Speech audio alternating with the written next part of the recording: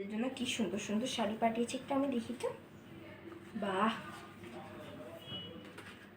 বাহ, ঝুমুরকে ডেকে বলতে হবে তোর বোন আর তুই একটা বেছে নে শাড়ি দুজনে। ঝুমুর, এই ঝুমুর, কই তুই? হ্যাঁ মা বলো, কি হয়েছে? তোর পিসি তোর বোনের জন্য আর তোর জন্য দুইটা শাড়ি দিয়েছে, তুই একটা নিবি, তোর বোনকে একটা দিবি, ঠিক আছে?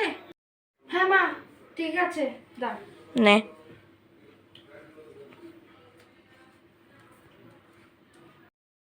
আচ্ছা, এই দুটো শাড়ির মধ্যে তো এটা বেশি সুন্দর, আমি তো এটা নেব, কিন্তু বোন তো অনেক চালাক, আমি জানি ও এটাই নেবে। আইডিয়া! বলো কি হয়েছে? হ্যাঁ, আমার কোন ফাজলামি করতে এসেছিস? কিছুই হয়নি, তারা বসি। শোন, মা আর পিসি, মানে পিসি দিয়েছে, তো পিসি দিয়েছে যে এই দুটো, তুই কোনটা নিবি? ও, এই শাড়িগুলো পিসি দিয়েছে, তাহলে আমি আমার পছন্দের শাড়ি, আমি তো এই শাড়িটাই নিব, এটা আমার খুব পছন্দ হয়েছে। থ্যাংক গড তুই ও শাড়িটা নিয়েছিস, আসলে এটা তো আমার ভালোই লাগেনি।